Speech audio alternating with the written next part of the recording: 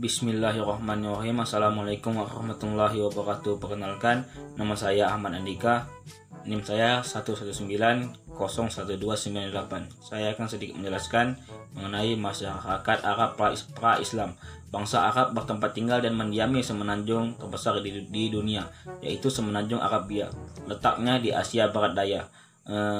Kisaran luas sekitar 1.027.000 mil persegi. Sebagian besar wilayah tersebut ialah padang pasir yang merupakan salah satu tempat terpanas di dunia. Tidak terdapat sungai yang dapat dilayari ataupun airnya terus mengalir hingga ke sungai, hingga ke lautan. Yang ada hanyalah lembah-lembah yang digenangi air di waktu musim hujan. Semenanjung Arabia terdiri atas dua bagian. Yang pertama, daerah pendalaman, merupakan daerah padang pasir yang paling kering karena kurang dituruni hujan, dan penduduknya yang sedikit karena daerahnya yang tandus. Kedua, di daerah pantai, di pinggiran laut. Di bagian tengah dan selatan, hujan turun secara teratur sehingga subur untuk ditanami, yaitu daerah Hijaz, Yaman, Hadramaut, Oman, dan Bahrain. Di antara daerah tersebut, Yamanlah yang paling subur sehingga disebut dengan negeri Barkah. Berdasarkan letak geografisnya, bangsa Arab ini, mereka yang tinggal di daerah pedalaman disebut dengan penduduk pengembara, dan yang tinggal di daerah pantai disebut dengan penduduk penetap.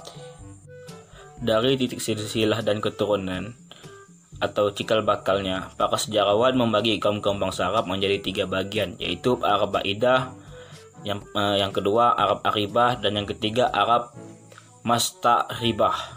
Keadaan masyarakat Arab menjelang Islam dan hingga datangnya Islam yang digambarkan dalam berbagai aspeknya tersebut oleh para ahli disebut kehidupan jahiliyah. Satu tema yang selalu diterjemahkan dengan zaman kepicikan atau zaman kebiadaban. Zaman kepicikan dikaitkan dengan pandangan mereka bahwa orang yang di luar mereka adalah musuh yang harus dimusnahkan.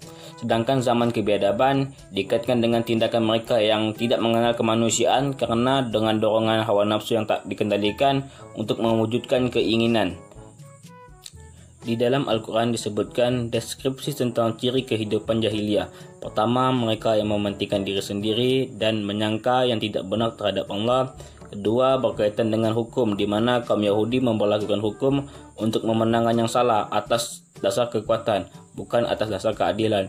Ketiga, agar para istri Rasul tidak berkemewahan hidup yang berlebihan seperti tingkah laku kehidupan orang-orang zaman jahiliyah terdahulu, yaitu jahiliyah kekafiran sebelum zaman Nabi Muhammad SAW.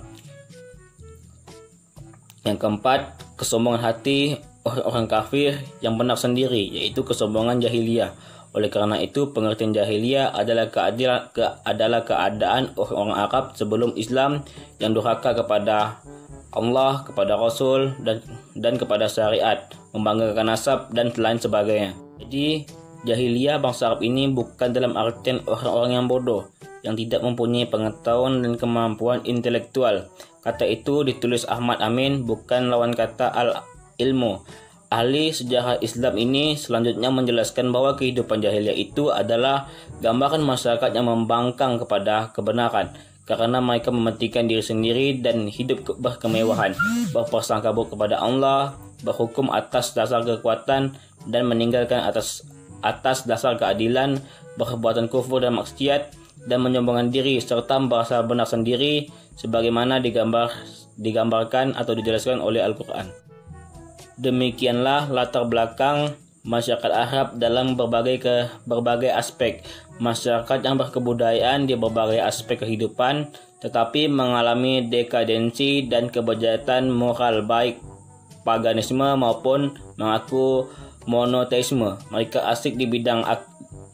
syirik di bidang akidah dan mengabaikan nilai-nilai martabat kemanusiaan. Inilah yang akan menjadi objek dakwah Nabi Muhammad SAW untuk membangun masyarakat yang bertauhid, bermoral, dan bersatu, serta hidup berdampingan secara damai dan berjunjung tinggi pada budi pekerti luhur dan nilai-nilai martabat kemanusiaan. Assalamualaikum warahmatullahi wabarakatuh. Perkenalkan, nama saya Yuliana, NIM 11901257, kelas PAI 2C. Saya di sini kelompok 2 kelompok 2 menjelaskan tentang peradaban Arab pra-Islam. Langsung saja saya menjelaskan poin yang perkembangan politik masyarakat Arab pra-Islam. Masa sebelum Islam masuk, khususnya kawasan Jazirah Arab, disebut dengan masa jahiliyah. Julukan semacam ini terakhir disebabkan oleh keterbelakangan moral masyarakat Arab. Namun bukan berarti masyarakat Arab nih pada waktu itu sama sekali tidak memiliki peradaban. Malahan bangsa Arab sebelum lahirnya Islam sudah dikenal sebagai bangsa yang memiliki kemajuan ekonomi. Jauh sebelum Islam datang, bangsa Arab memang sudah dikenal sebagai kehidupan berniaga, karena bisa dilihat dari kondisi wilayahnya, padang pasir dan pergunungan yang tandus dan penuh dengan bebatuan tampak menjadi alasan utama bagi mayoritas penduduk Arab untuk memilih perdagangan sebagai mata pencaharian mereka sehari-hari. Misalnya Makkah pada waktu itu merupakan kota dagang bertaraf internasional. Hal ini diuntungkan oleh posisi yang sangat strategis karena terletak di persimpangan jalan perhubungan, jalur perdagangan dan jaringan bisnis di Yaman ke Syria. Jadi dari sisi perekonomian, masyarakat Arab pra-Islam itu yaitu unsur yang paling penting menjadi andalan masyarakat mereka, yaitu perdagangan. Mungkin hanya ini yang bisa saya sampaikan. Kurang lebihnya mohon maaf jika ada salah-salah kata. Saya akhiri. Wassalamualaikum warahmatullahi wabarakatuh. Di sini saya ingin melanjutkan penjelasan saya yang poin politik masyarakat Arab pra-Islam. Di Arabia Selatan, otoritas raja pertama kali berdiri sekitar 1000 sebelum Masehi dan berakhir hingga datang eranya Islam. Sebagai pusat kota urban, perkembangan sejumlah kuil, jaringan perdagangan yang luas, pengaruh budaya Helenistik yang kuat menandai kehebatan warga Lamjar. Kerajaan ini menangani urusan di seluruh penjuru Jazirah Arabia dan memberikan orang Badui pedalaman padang pasir ekonomi dan politik menjadi kerangka kerja politik dan budaya perbatasan. Kegagalan pemerintahan perbatasan di hampir seluruh Arabia dalam menjaga pemerintahan yang efektif atas pusat jazirah ini mengakibatkan proses baduisasi.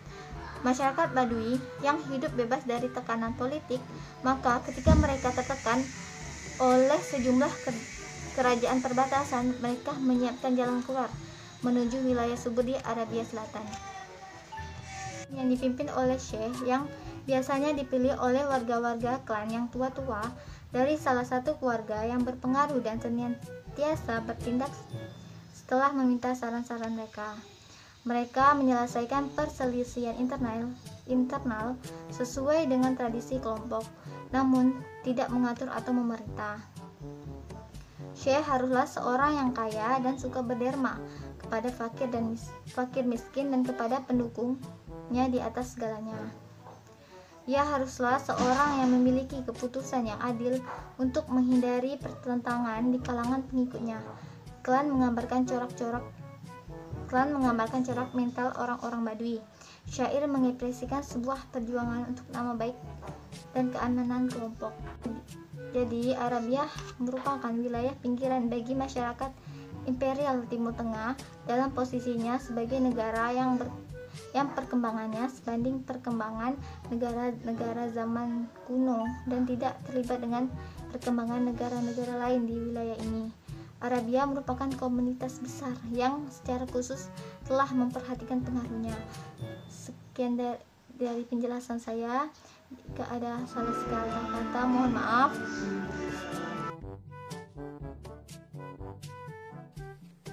Assalamualaikum warahmatullahi wabarakatuh. Perkenalkan, nama saya Umi Kalsum dengan NIM 11901256. Saya dari kelompok 2 mata kuliah Sejarah Peradaban Islam akan mempresentasikan makalah yang telah kami buat, yang bertemakan kebudayaan masyarakat pra-Islam. Bangsa Arab pada masa pra-Islam menyukai syair-syair yang diucapkan oleh penyair. Syair adalah salah satu seni yang paling indah yang amat dihargai oleh bangsa Arab. Mereka amat gemar mendengarkan penyair melantunkan syair-syair mereka.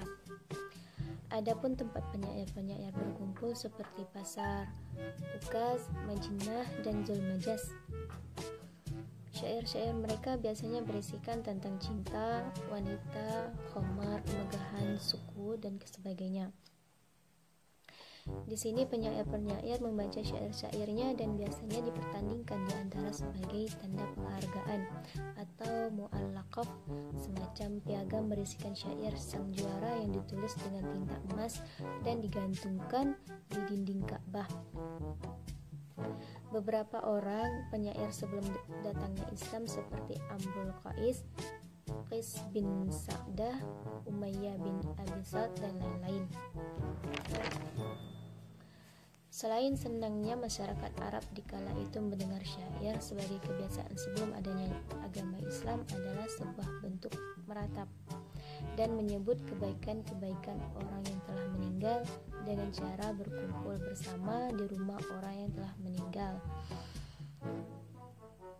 Kebiasaan bangsa Arab yang lain yaitu mereka memakai sistem budak atau hamba sahaya, yang dimana seorang hamba sahaya haruslah patuh kepada majikannya masing-masing. Para budak juga wajib melayani dan melaksanakan apa-apa yang diperintahkan oleh sang majikan. Kebiasaan bangsa Arab yang lain ialah dikala seorang laki Arab tidak memiliki batasan dan dalam beristri. Jadi mereka tidak membatasi berapa jumlah istri yang ia dapat nikahi. Tetapi ada kebiasaan yang tidak baik yang kadang-kadang diderita oleh wanita Arab, yaitu istri dari ayahnya biasanya diwarisi oleh anaknya atau dinikahi oleh anaknya. Pernikahan seperti ini disebut dengan zawaju'il maqat.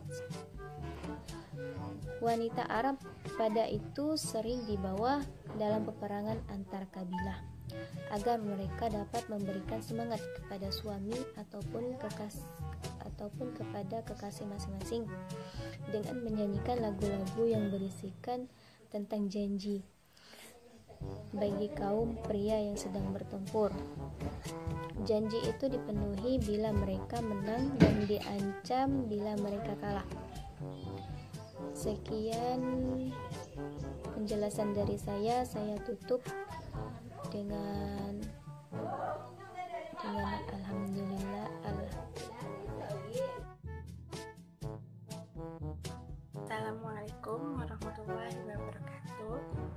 Saya Ulfa Rahmanya Al-Kati akan menyampaikan sejarah peradaban pra-Islam, yaitu poinnya tentang kepercayaan. Jadi pada abad itu kepercayaan Arab pada pra-Islam itu ada yang mayoritasnya adalah menyembah berhala, dan minoritasnya ada Kristen, Yahudi, dan agama Hanif. Jadi agama berhala itu pertama kali dari Syam ke Mekah oleh Amru bin Luhai dan diterima oleh Bani Khuza'ah. Lalu berkembang pesat, setiap kabilah mempunyai berhala, bentuknya bermacam-macam, dan dipusatkan di Mekah. Nama berhalanya itu ada Hubal, Al-Lata, dan Al-Manata. Sedangkan agama Yahudi masuk ke Semenanjung Arabia oleh Israel dari Palestina dan menetap di Yaman, Khaybar, dan Yatsrib. Sedangkan agama Kristen Najran dianut oleh suku-suku di sebelah utara Jazirah Arab yang dikembangkan pendeta-pendeta kerajaan Bizantium. Jadi itu semua adalah agama atau kepercayaan pada masa peradaban Arab pra-Islam. Yang pada waktu itu belum mengenal yang namanya agama Islam, tapi dengan datangnya Nabi Muhammad SAW memperkenalkan lagi agama Islam itu ke masyarakat di sana. Dan alhamdulillah sampai sekarang agama Islam berkembang pesat hingga yang kita tahu sekarang. Jadi sekian dan terima kasih. Mohon maaf atas kesalahannya. Saya Farahman yang Lutfi. Assalamualaikum.